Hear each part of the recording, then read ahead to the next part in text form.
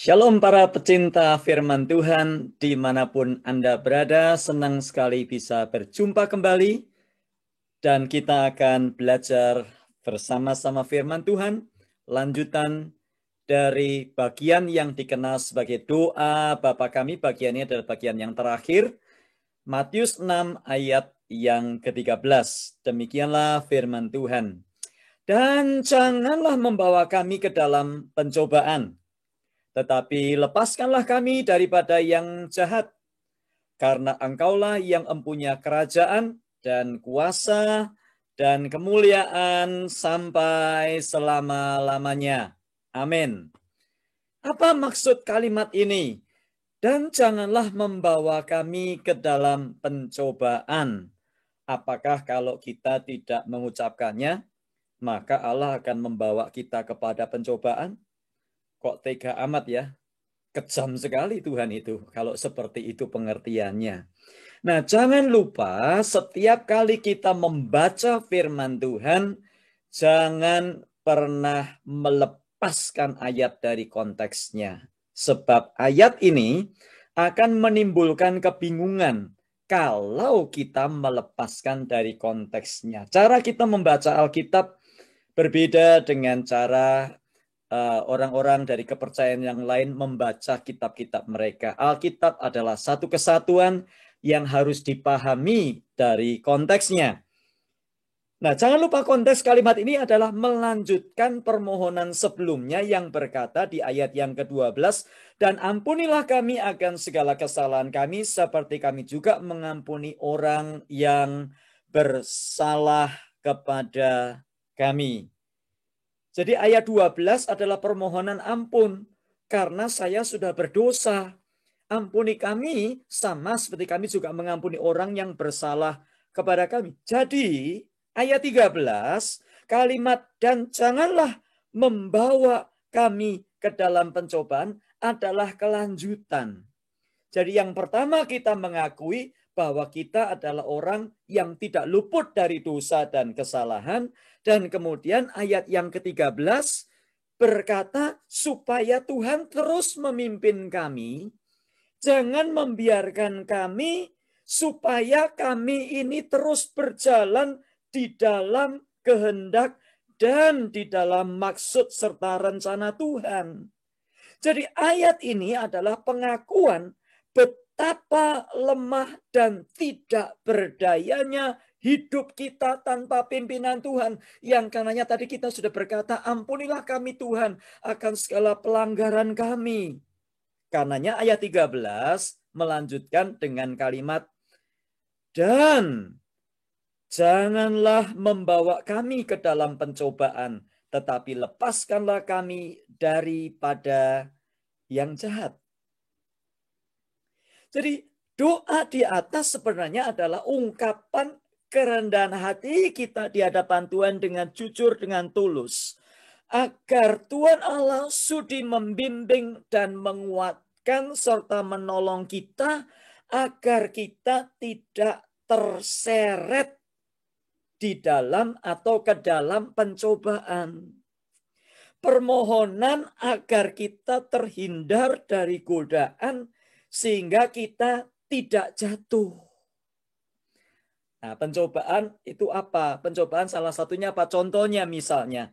Nah, kalau kita membaca ayat 12 tadi diakhiri dengan kalimat yang berbunyi, seperti kami juga mengampuni orang yang bersalah kepada kami. Nah, kadang-kadang kita dicobai untuk tidak mengampuni orang yang bersalah kepada kami. Orang yang bersalah kepada kita. Olehnya, pada waktu kita berdoa, dan janganlah membawa kami ke dalam pencobaan. Salah satunya, aplikasi yang sederhana, yang berhubungan langsung dengan ayat 12 adalah, supaya kita terus ditolong oleh Tuhan, supaya kita dimampukan untuk terus bisa mengampuni orang yang bersalah kepada kita. Sebab orang yang bersalah kepada kita itu bukan hanya satu kali. Hampir setiap hari ada orang yang bersalah kepada kita. Baru driving, enak-enak. Ada orang motong jalan. Bukankah itu terjadi dalam hidup kita sehari-hari, bukan? Karena pada hakikatnya pencobaan dan ujian itu datang silih berganti. Kita mungkin memutuskan tidak usah kemana-mana, di rumah saja. Tapi di rumah pun juga kadang-kadang ada orang bersalah kepada kita, bukan?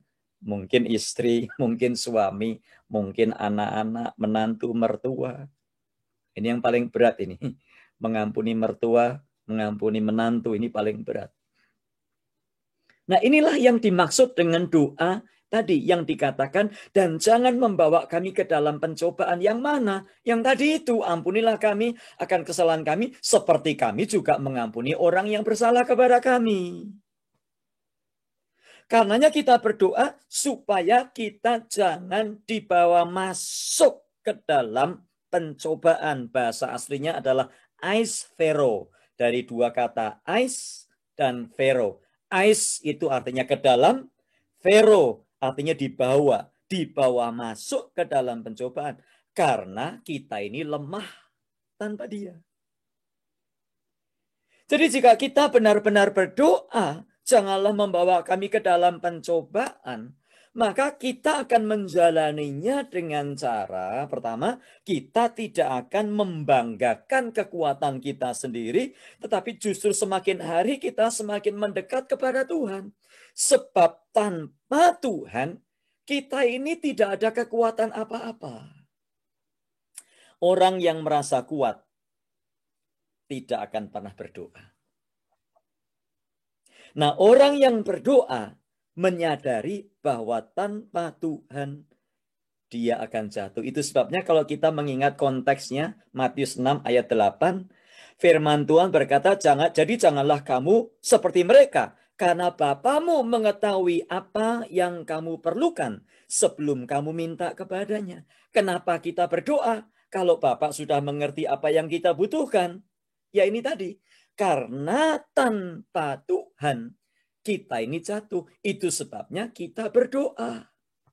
Matius 26 ayat 41. Yesus pernah mengingatkan murid-muridnya, berdoalah dan berjaga-jagalah, supaya kamu jangan jatuh ke dalam pencobaan. Roh memang penurut, tetapi daging lemah. Jadi orang yang menyadari bahwa dia membutuhkan Tuhan setiap hari, maka dia akan berdoa. Sebab kita membutuhkan Tuhan. Ada sebuah lagu yang bagus, lagu zaman dulu, yang mungkin sekarang sudah tidak pernah dinyanyikan. Yang ingin mengingatkan kita sekalian betapa di luar Tuhan kita tidak mampu berbuat apa-apa. Kata-katanya seperti berikut ini. Kalau Anda bisa dan Anda pernah mendengarkannya, mari nyanyi bersama sebagai doa kita. Di luar Tuhanku tak mampu, di luar Tuhanku jatuh,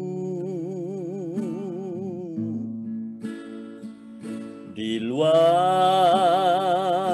Tuhanku kesasar, seperti kapal tanpa layar, seperti kapal tanpa layar. Kita membutuhkan Tuhan dalam hidup kita. Di luar Tuhanku tak mampu, di luar Tuhanku jatuh, di luar Tuhanku jatuh, di luar Tuhanku kesasar, seperti kapal tanpa layar.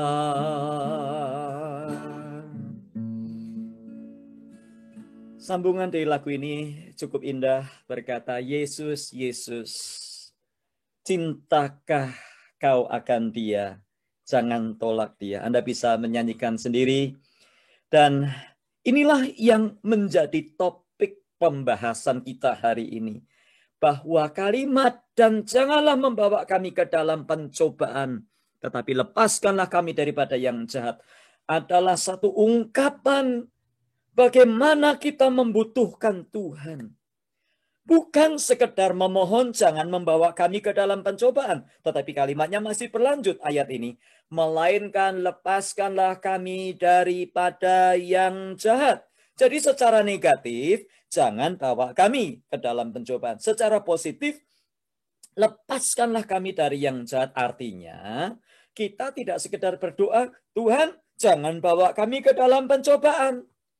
Lalu kita hidup tidak ngapa-ngapain, kita diem aja bengong, ya mainan HP, main Instagram, mainan WA, mainan Facebook, mainan Twitter, TikTok. Terus kalau kita jatuh, terus kita berkata, ya kan saya sudah berdoa, Tuhan jangan membawa aku dalam pencobaan. Buktinya sekarang memang aku jatuh, kan bukan salahku, aku sudah berdoa. Maksudnya bukan itu, bukan kita ini berdoa, hanya sekedar berdoa, berdiam diri, lalu menyalahkan Tuhan. Kan saya sudah berdoa. Bukan. Artinya firman Tuhan juga berkata, dan lepaskanlah kami daripada yang jahat. Artinya kita harus hidup sedemikian rupa, sehingga kita tidak justru mendekat atau mendekatkan diri ke dalam pencobaan. Pada waktu Yusuf digodai oleh istri Potifar, Alkitab berkata, Yusuf pergi melarikan diri. Nah, berdoa jangan membawa kami ke dalam pencobaan, artinya itulah yang dimaksud. Bukan lari, tapi lari di tempat. Lari, menjauhkan diri. Tidak hidup sedemikian rupa, sehingga kita justru mendekat ke dalam pencobaan. Misalnya, kita dipanggil Tuhan juga untuk menjaga integritas dan akuntabilitas. Misalnya, kalau kita adalah orang-orang yang dekat dengan keuangan, Anda dipercaya memegang keuangan, ada baiknya kita menjaga diri supaya kita tidak jatuh ke dalam pencobaan, entah uang perusahaan, uang PKK, uang ibu-ibu arisan, iuran RT, dan sebagainya. Bukan sekedar, Tuhan, jangan membawa aku ke dalam pencobaan. Tapi kita membiarkan diri, mengatur segala sesuatunya sendiri, tidak ada transparansi, sehingga kita jatuh di dalam pencobaan. Tapi juga kalimatnya berkata, lepaskanlah kami daripada yang jahat. Artinya kita juga harus aktif, bukan berdiam diri, tetapi aktif supaya kita jangan jatuh ke dalam berbagai pencobaan. Saya berdoa kiranya ayat ini memberkati kita, dan ayat ini ditutup dengan doksologi, pengagungan, karena Engkaulah yang mempunyai kerajaan dan kuasa dan kemuliaan sampai selama-lamanya. Kiranya Tuhan memberkati kita sekalian dan menolong kita untuk kita terus bergantung, berharap, dan jangan pernah jauh dari Tuhan. Sebab tanpa Dia kita tidak mampu, di luar Tuhan kita jatuh, di luar Tuhan kita kesasar, seperti kapal tanpa layar. Mari berdoa. Tuhan, terima kasih untuk firman-Mu. Biarlah Engkau memberkati setiap orang yang sudah mendengarkan atau menyaksikan program ini. Kiranya Tuhan terus menuntun kami supaya kami menjadi orang-orang Kristen yang berkemenangan dari hari ke hari. Berkemenangan di dalam segala hal. Terpujilah Engkau kekal selamanya. Dalam Tuhan Yesus kami berdoa. Amin. Tuhan memberkati kita sekalian dan sampai jumpa di lain kesempatan. Haleluya.